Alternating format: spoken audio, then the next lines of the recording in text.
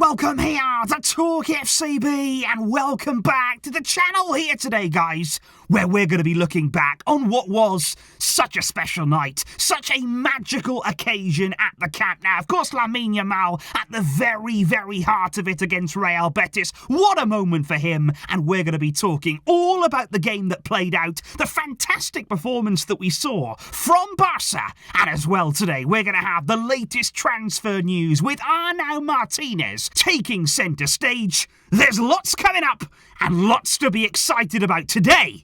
And first, I want to kick off with an exciting announcement. Now in today's video, guys, we are very much continuing our partnership with Sorare because now it's time to bring the really exciting news, because as of today, Liga TalkFCB, it's underway. It is up and running. This right here is our very own private league on Sorare, where we can all compete together, head-to-head, every single match day in La Liga. And you can all be part of it, absolutely free to take part. All you've got to do is follow the link in the description below. That will take you over to the TalkFCB League on Sorare. And once you're there, you go ahead and pick your team. You pick the best players you feel for the coming match day, and you can make unlimited changes every single match day there, depending on the fixtures, depending on form. You are in control, and after every game week in La Liga, I'm going to be showcasing the league table. Let's see who's at the very top. Let's see who's battling for the top positions. So follow the link there in the description, guys.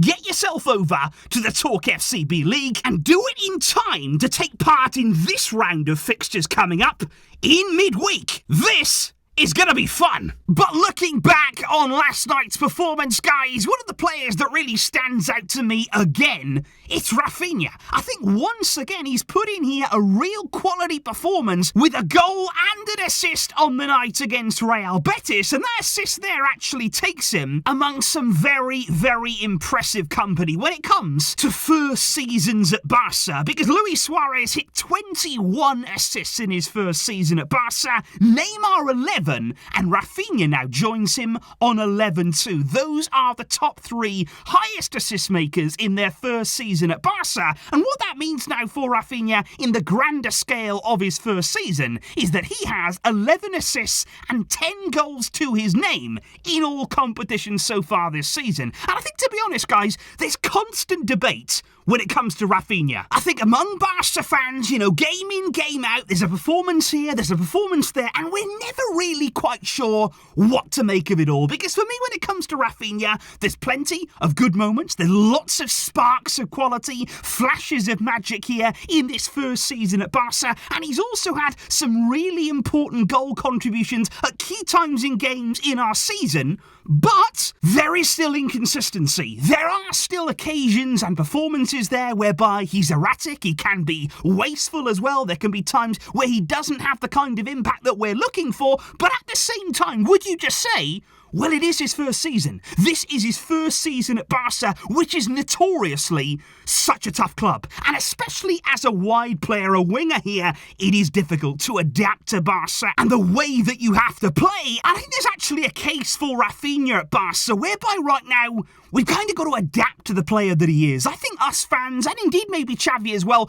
the kind of player that Raphinha is, he's not the typical Brazilian winger. Maybe we were expecting him to sort of play 1 versus 1 a bit more, to be happy to go past players, to be happy to dribble, and to be honest, there's things that he can't do. There's things that maybe he's not so comfortable with, but there's lots that he can do. I think there's different kinds of qualities that he can bring to the table, unique qualities at that. I mean, you look at the goal yesterday that he had. The run that he made for it is spectacular. That is a terrific run there for a wide player at Barca to actually make. That's exactly what you'd be asking for there. To come in field, to make an intelligent run. He bends it well, he times it perfectly. And I also think it's interesting because Sergio Busquets seems to have a good connection with him. He seems to have actually built up quite a nice understanding with Raphinha. Plenty of times throughout the season, he's been the man to pick him out. Because, of course, it's all good and well Raphinha making those runs, getting into those areas, but if nobody actually picks him out, it doesn't actually come to anything. Busquets has been the man who's been regularly finding him. It's ended in some brilliant goals. And so what would be your summary? What would be your judgment here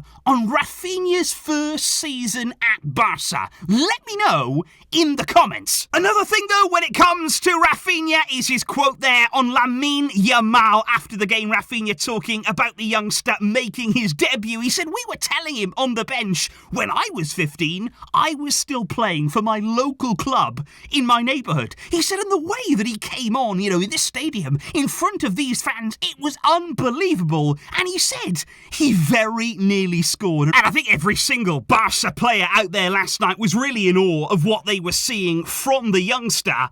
And so let's talk about him. Let's talk about Lamine Yamal. Yes, Lamine Yamal. Somebody last night got a bit caught up in all of the excitement. I'm not mentioning any names, but that might just have been me when it comes to Yamal. Because what can we say about this young man? I mean, honestly, I'm still a bit stunned by the way that he just came on. And in such a huge moment in his career. I mean, this is a moment that he would have dreamt about since he was a kid. I mean, he still kind of is. But he just handled it. He handled the occasion masterfully. And it was like the stars aligned at the Camp Nou on Saturday night. And it's interesting now to hear about his contract situation, because Yamal will turn 16 years old now in July, which of course then is when he'll be eligible to sign the first professional contract of his career.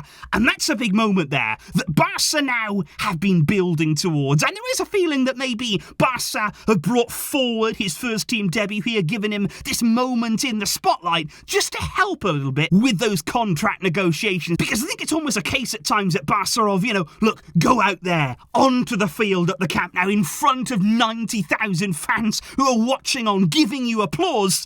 This is what you can have. This is what you can experience as a Barca player, somebody who's come through the ranks. And I think it will be tough for any young player who's grown up here, who's dreamt of this moment, to ultimately turn their back on that kind of feeling. And plenty of Catalan media outlets last night reporting after the game that once Yamal does indeed turn 16, he will sign a 3-year contract at Barca. And the discussions have been going really, really well. And I hope that's the case, because keeping this young man at the club, it has to be a priority for us right now. We've seen what he can do. We've seen the flashes, the brilliance, the excitement. And of course now it's going to be all about handling expectations, making sure we don't pile pressure on his shoulders. And we actually spoke earlier on today over on MORETALKFCB about some of the false quotes that are going around there, about Xavi last night in his press conference talking there about Yamal. Messi was involved, and I did speak there about the context, which was very, very important, because we have to keep our feet on the ground. He's an exciting player. He's a wonderful young man. But let's just sit back and enjoy it. Let's just sit back here and watch him improve and develop at his own pace.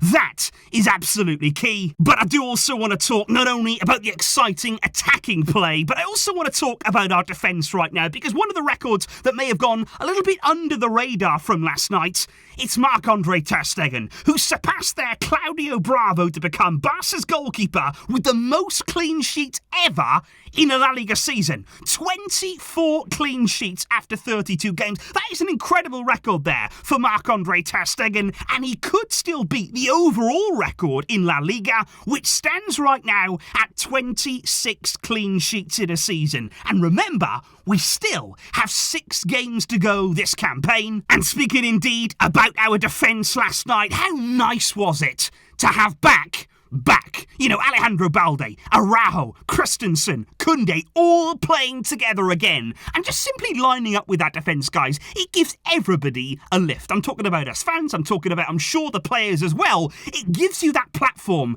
to have confidence. It gives you that solid core in your team to rely on. But I think it's also really important still to say, we have to add to that, though. We love that defence. We love that back four. It is a fantastic four at the back. But how many times this season have we been able to count on them all being fit, all being available together? Not that often. That's why you have to have depth, even despite this quality. And I am delighted to hear, guys, over the weekend now, that Barca are starting to change their mind. When it comes to the right-back position, they have changed their mind. We spoke recently about the fact that Barca didn't see it as a priority. They weren't really interested that much this summer in signing a right-back, and they didn't really think it was necessary. But apparently now, they want to. Now they feel as though, you know what, right back, it is a priority. And that is massive, because we are still only one injury, basically, away from having Sergi Roberto as our starting right back at the club, which is why we have to insist on that quality depth. And I think it's absolutely huge right now to hear over the weekend Gerard Romero saying that if Xavi gives his approval, if Xavi gives the green light, Arnau Martinez, the Girona right back, he could finally become a real option for this club. He could finally actually be a real target this summer if Xavi gives that green light. And he is somebody there who would be significantly cheaper than somebody like Juan Foyth. He's young, he's exciting, he's talented. He's coming from a club at Girona that is so well suited there to the way that we play. And I just can't believe that it's taken this long for the club to wake up and realise that Arnau Martinez, he's right there and available. And we've got to act quickly now, because Atletico Madrid are already negotiating with Girona, with the player. They have been now for some time. Barça got to get in there. They have to make this deal a priority, because for me personally, looking at the squad that we have, looking at the quality that we have, if we can add somebody like Arnau Martinez to that, coming in at right back to go as well with Inigo, that's adding quality depth and improving the overall strength of our squad. So that there, guys, is the reaction following Barca's impressive win over Real Betis at the weekend. And what a day it was for the young man, Lamine Yamal. Remember the name. I can say it this time, guys. Thank you indeed today, though, for joining me in today's video. Please leave all of your comments down below. And I really do hope to see a lot of you guys in the TalkFCB So Rare League. I think it's going to be a really good way for us to interact there and get involved every single match day in La Liga. Thank you indeed for all of your support. It really, really does mean a lot. And I will see you soon, of course, as we build up now to those midweek round of fixtures. Enjoy the rest of your weekend, guys. But until next time, as always, Visca El Barça.